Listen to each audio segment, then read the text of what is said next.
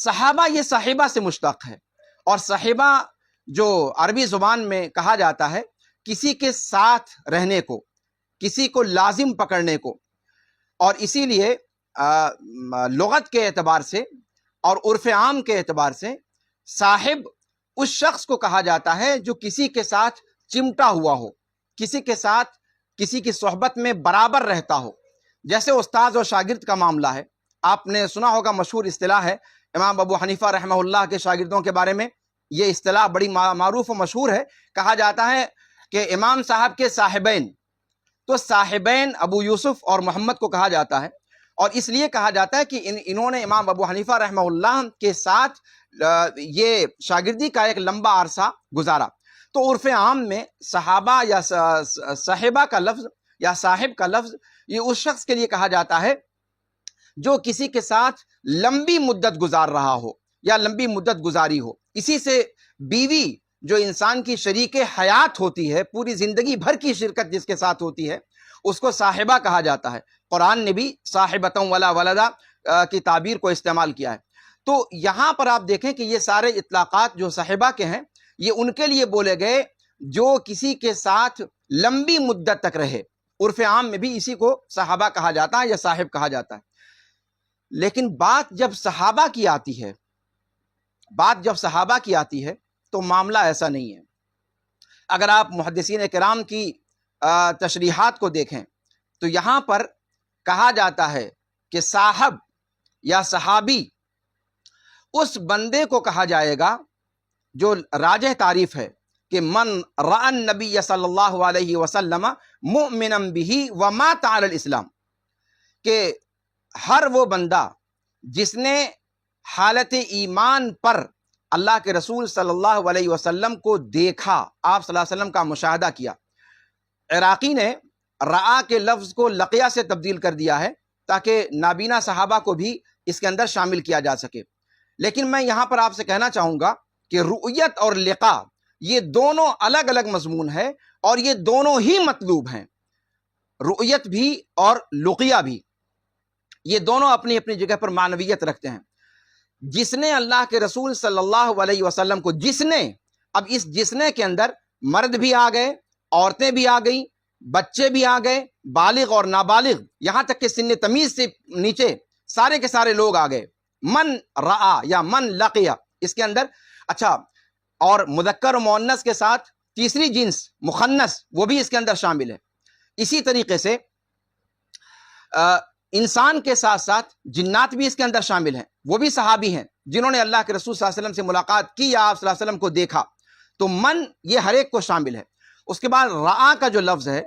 رآ کا لفظ یہ بتلاتا ہے کہ جس نے آپ صلی اللہ علیہ وسلم کو دیکھا یا آپ صلی اللہ علیہ وسلم نے جس کو دیکھا. رؤیت دونوں جانب سے ضروری نہیں ہے، یا تو اللہ کے رسول نے ان کو دیکھا یا انہوں نے اللہ کے رسول صلی اللہ علیہ وسلم کو دیکھا. اگر ایک طرف سے بھی رؤیت ثابت ہے اور وہ رؤیت چاہے وہ ایک لحظہ کے لیے ہو یا دن کے کسی ایک معمولی حصے کے لیے ہو، تب بھی اس پر صحبت کا اطلاق کیا جائے گا. صحابی کی تعریف میں یہ بات کھلم کھلا سارے لوگوں نے ذکر کی ہے. اور یہ کیوں ہے؟ کہتے ہیں کہ یہ اللہ کے رسول صلی اللہ علیہ وسلم کی تکریم کی وجہ سے ہے، اللہ کے رسول صلی اللہ علیہ وسلم کے مقام و مرتبے کی وجہ سے ہے کہ اللہ کے رسول صلی اللہ علیہ وسلم کے رخ انور پر جس نگاہ کا بھی، جس کے سر کی آنکھوں نے چاہے لحظہ بھر کے لیے آپ صلی اللہ علیہ وسلم کے رخ انور کا مشاہدہ کر لیا، وہ صحابہ کرام میں سے شامل ہو گیا، صحابہ کرام میں سے اس کا شمار ہو گیا. یہ اللہ کے رسول کی کرامت کی وجہ سے ہے، نہ کہ دیکھنے والے کے فضل کی وجہ سے. اور دیکھنے والے کا فضل یہ آپ صلی اللہ علیہ وسلم کی کرامت کی وجہ سے یہ فضل اس کو بھی حاصل ہو رہا ہے. اس بات کو ذہن میں رکھا جائے، اس کی آگے ضرورت پڑے گی. تو صحابہ کا مطلب یہ ہوا کہ جس نے بھی اللہ کے رسول صلی اللہ علیہ وسلم کو دیکھا ہو، یہ ضروری نہیں کہ آپ صلی اللہ علیہ وسلم نے بھی اس کو دیکھا ہو، ایک بات، یا پھر آپ صلی اللہ علیہ وسلم نے جس کو دیکھا ہو، یہ ضروری نہیں کہ جس کو آپ نے دیکھا ہو وہ دیکھ پانے اور سمجھ پانے کی عمر میں تھا بھی یا نہیں تھا. آپ صلی اللہ علیہ وسلم کی نگاہ مبارک جس پر پڑ گئی، خواہ وہ سن تمیز کو پہنچا ہوا نہ بھی ہو، ادراک نہ کر سکنے والی عمر کا ہو تب بھی اس کو صحابہ شمار کیا جائے گا۔ اس پر میں گفتگو ابھی آگے تھوڑی سی کروں گا۔ اور یہ صحابہ کا مقام آپ صلی اللہ علیہ وسلم کے مقام اور آپ صلی اللہ علیہ وسلم کی عز و شرف کی وجہ سے ہے۔ ابن مسعود رضی اللہ تعالیٰ عنہ وارضاہ کا مشہور قول ہے، اور اسی طریقے سے ابن تیمیہ رحمہ اللہ وغیرہ نے اور ابن قیم رحمہ اللہ نے اس چیز کو بیان کیا ہے کہ جس طرح قرآن میں اللہ تعالیٰ نے فرمایا کہ اللہ اعلم حیث یجعل رسالتہ، اللہ رب العالمین رسالت کہاں ڈالتا ہے، یہ اللہ رب العالمین انتخاب کر کے اس شخصیت کو منتخب کرتا ہے۔ جیسے رسالت کے لیے شخصیت کا اللہ تعالیٰ انتخاب کرتا ہے، ویسے رسولوں کی ہم نشینی کے لیے، رسولوں کی صحبت میں رہنے کے لیے بھی لوگوں کا انتخاب رب العالمین فرماتا ہے۔ اس کا مطلب یہ ہوا کہ صحابہ کرام رضوان اللہ علیہم اجمعین کی جماعت کا انتخاب، یہ انتخاب تھا اللہ رب العالمین نے آپ صلی اللہ علیہ وسلم کی بعثت سے لے کر قیامت تک آنے والے جتنے بھی نفوس تھے، ان میں اللہ رب العالمین نے صحابہ کرام کو چن لیا تھا، منتخب کر لیا تھا۔ ان میں سے سب سے زیادہ بہترین جو لوگ تھے ان کو اللہ رب العالمین نے آپ صلی اللہ علیہ وسلم کی صحبت کے لیے منتخب فرمایا تھا۔ اس چیز کو ذہن میں رکھنا بہت ضروری ہے۔ ایک دوسری چیز یہ کہ آپ صلی اللہ علیہ وسلم کو جن لوگوں نے دیکھا یا آپ صلی اللہ علیہ وسلم سے جنہوں نے ملاقات کی، ملاقات کا لفظ اردو زبان میں جب بولا جاتا ہے تو عام طور پر یہ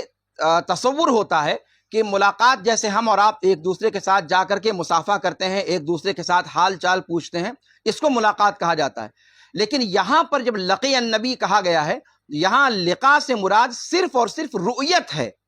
یہ ذہن میں رکھیں آپ، یہاں لقاء سے مراد یہ نہیں ہے کہ آپ صلی اللہ علیہ وسلم کے ساتھ اس کو بیٹھنے کا موقع ملا ہو، آپ صلی اللہ علیہ وسلم سے شرف ہم کلامی نصیب ہوا ہو، یہ شرط نہیں ہے، یہ کسی نے اس معنی کو مراد نہیں لیا ہے، بلکہ مطلق رؤیت۔ لقاء کا معنی اسی لیے میں نے کہا کہ رآ اور لقیہ دونوں کے مضمون کو جب سامنے رکھیں گے تو بات واضح ہوگی۔ اور اس کی وضاحت میں تھوڑی سی ابھی آگے کروں گا کہ رؤیت ہی سے صحبت ثابت ہو جاتی ہے۔ اور امام ابن کثیر رحمہ اللہ نے بہت وضاحت کے ساتھ اس بات کو ذکر کیا ہے، جہاں معاویہ رضی اللہ تعالیٰ عنہ اور عمر بن عبدالعزیز رحمہ اللہ کے درمیان مقارنے کی بات آئی ہے، وہاں ابن کثیر نے اس بات کو ذکر کیا ہے کہ جس بھی فرد کو رسول اللہ صلی اللہ علیہ وسلم کے رخ انور پر لحظہ بھر کے لیے نگاہ ڈالنے کی توفیق مل گئی، وہ اپنے ماں بعد کے جتنے بھی لوگ ہیں ان تمام سے کہیں زیادہ افضل ہیں۔ اور یہیں سے معاویہ رضی اللہ تعالیٰ عنہ کی افضلیت کو انہوں نے ثابت کیا ہے کہ عمر بن عبدالعزیز رحمہ اللہ کسی بھی طور پر معاویہ رضی اللہ تعالیٰ عنہ کے فضل کے سامنے وہ نہیں ٹکتے۔ تو اس بات کو ذہن میں رکھیں کہ رؤیت یہاں پر جو کہا گیا ہے، یہ رؤیت لقاء دقیق معنی میں جو ہوتا ہے اس سے کہیں زیادہ عام ہے۔ اور اس کی سب سے بڑی دلیل یہ ہے کہ صحابہ کرام کی سب سے بڑی تعداد جنگوں میں اگر دیکھا جائے تو جنگ غزوہ تبوک کے اندر تھی، اور اس کے بعد جو سب سے بڑی تعداد صحابہ کرام کی اکٹھا ہوئی وہ حجۃ الوداع کے اندر ہے۔ حجۃ الوداع کے اندر جیسا کہ امام ابو زرع رازی رحمہ اللہ نے صحابہ کرام کی تعداد کے حوالے سے ذکر کیا ہے، ان کا کہنا یہ ہے کہ صحابہ کرام کی مجموعی تعداد غزوہ تبوک پر پہلے تھوڑی سی میں بات کر دوں۔ غزوہ تبوک میں اللہ کے رسول صلی اللہ علیہ وسلم جو نکلے تھے اس میں تقریباً 30,000 سوار، 30,000 مقاتلین اللہ کے رسول صلی اللہ علیہ وسلم کے ساتھ تھے، اور 10,000 سوار شہ سوار آپ صلی اللہ علیہ وسلم کے ساتھ تھے، یعنی 40,000 کی تعداد تقریباً آپ صلی اللہ علیہ وسلم کے ساتھ اس غزوے میں نکلی تھی۔ اور پورے مدینہ کے اندر صحابہ کرام میں سے، مقاتلین میں سے کوئی نہیں بچا تھا سوائے ان 3 لوگوں کے جو کعب بن مالک کا جو مشہور قصہ ہے آپ سبھی جانتے ہیں۔ لیکن اس 40,000 کی تعداد میں مدینہ کے باہر کے لوگ شامل نہیں ہیں، مکہ کے صحابہ کرام، طائف کے صحابہ کرام، یہ لوگ اس کے اندر شامل نہیں ہیں۔ حجۃ الوداع کے اندر سب سے بڑی تعداد جو نظر آتی ہے، اس تعداد کے بارے میں آپ سے بتا رہا تھا کہ ابو زرع رازی رحمہ اللہ نے فرمایا کہ اس میں کوئی دقیق تعداد تو صحابہ کی نہیں ہے، جیسا کہ کعب بن مالک کی ایک روایت بخاری میں ذکر کی گئی ہے کہ ان کی تعداد بہت زیادہ تھی اور کسی کتاب میں ان کا شمار نہیں کیا گیا۔ لیکن ابو زرع رازی رحمہ اللہ نے قرائن سے جو اندازہ لگایا ہے، کہا کہ حجۃ الوداع میں ان کی تعداد 1,14,000 اور دوسرے قول کے مطابق 1,24,000، اور امام سیوطی نے اسی قول کو راجح قرار دیا ہے، 1,24,000 کی تعداد۔ اور آپ ذہن میں رکھیں کہ یہ صحابہ کرام سب سے موسع کتاب ابن الاسیر کی اسد الغابہ ہے، اس کے اندر اگر آپ دیکھیں تو صحابہ کرام کی مجموعی تعداد 10,000 سے متجاوز نہیں ہے۔ تو سارے صحابہ پر جو لکھی ہوئی خاص کتابیں ہیں، ان ساری تعداد کو اگر جوڑ لیا جائے تب بھی 10,000 سے متجاوز نہیں ہے۔ تو پھر یہ 1,24,000 کی تعداد کہاں سے ذکر کی جا رہی ہے؟ وہی میں ذکر کرنا چاہ رہا ہوں کہ آپ صلی اللہ علیہ وسلم سے روایت نقل کرنے والے صحابہ کی بات نہیں ہے، مطلق صحابہ جنہوں نے آپ صلی اللہ علیہ وسلم کو دیکھا۔ ظاہر سی بات ہے حجۃ الوداع میں جتنے صحابہ کرام شریک تھے، انہوں نے سب نے آپ صلی اللہ علیہ وسلم سے ملاقات نہیں کی، آپ صلی اللہ علیہ وسلم سے قربت اختیار کرنے کا ان کو موقع نہیں ملا، لیکن کہیں کتنی یہ تعداد جو ہے، اس میں آپ جانتے ہیں کہ صحابہ کرام کی بیویاں بھی تھیں، ان کے بچے بھی تھے، معذور لوگ بھی تھے، بیمار لوگ بھی تھے۔ ظاہر سی بات ہے ان تعداد کو اگر آپ جوڑیں تو پھر یہ 1,24,000 کی تعداد زیادہ نہیں لگتی۔ یہ اتنی بڑی تعداد صحابہ کرام رضوان اللہ علیہم اجمعین کی ہے، اور ان سب کے بارے میں اللہ رب العالمین کا یہ قول صادق آتا ہے کہ رضی اللہ عنہم ورضوا عنہ۔ ہاں، ان کے اندر مدارج ہیں، ان کے اندر درجات ہیں، اور ان درجات کے اعتبار سے ظاہر سی بات ہے عشرہ مبشرہ کا سب سے پہلا نمبر ہے، اس کے بعد اصحاب بدر کا نمبر ہے، پھر بیعت رضوان کا نمبر ہے۔ یہ ساری چیزیں ہیں، فضل میں ان کے درمیان اختلاف ہے، لیکن بطور صحابی کے سارے صحابہ کو، یہاں تک کہ مصنفین نے محمود ابن ربیع جیسے بچوں کا بھی تذکرہ کیا ہے، ان کو بھی صحابہ کرام کے ضمن میں شمار کیا ہے، جن کو آپ صلی اللہ علیہ وسلم نے تحنیک کی تھی، یعنی جو 1 سال سے بھی کم عمر کے بچے تھے، اور ان کے بارے میں بھی علماء کے اختلاف کو ذکر کیا ہے علماء کرام نے کہ سن تمیز سے نیچے والوں کو شمار کیا جائے یا نہ شمار کیا جائے۔ آپ جانتے ہیں کہ حسن اور حسین رضی اللہ عنہما وارضاہما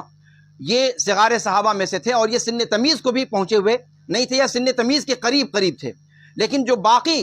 کچھ اور بچے تھے جو آپ صلی اللہ علیہ وسلم کی خدمت میں لائے گئے تھے، آپ صلی اللہ علیہ وسلم نے جن کی تحنیک کی تھی، اور ان لوگوں نے آپ صلی اللہ علیہ وسلم کا زمانہ اس طرح سے نہیں پایا، اور ان کی روایتوں کا کیا معاملہ ہوگا اس پر بھی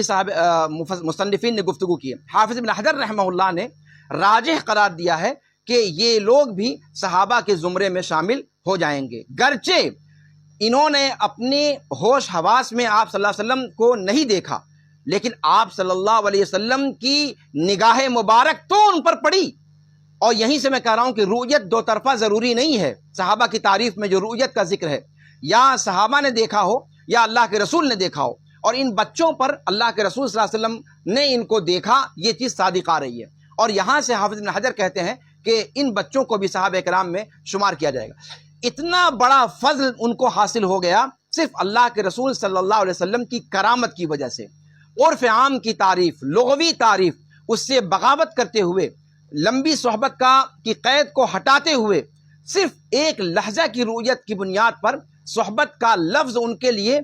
ٹائٹل کے طور پر اختیار کر لیا گیا۔ یہ اللہ کے رسول صلی اللہ علیہ وسلم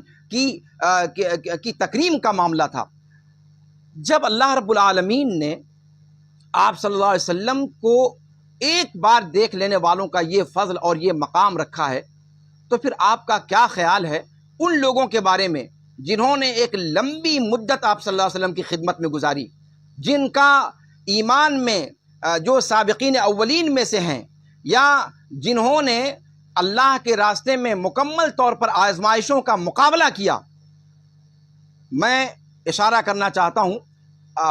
اس کو میں آگے ذکر کروں گا۔ تو صحابہ کرام کے بارے میں یہ بات آ گئی۔ ہاں، اور یہ بات ذکر کرنا، میں تعریف کے اندر شاید میں نے اس کو ذکر کیا ہے کہ جس نے آپ صلی اللہ علیہ وسلم کو دیکھا حالت ایمان میں، اور حالت اسلام پر، حالت ایمان ہی پر اس کا انتقال ہوا، چاہے بیچ میں ردت ہی کیوں نہ آ گئی ہو، تب بھی وہ صحابہ میں سے ہے، جیسا کہ حافظ ابن حجر رحمہ اللہ نے کہا۔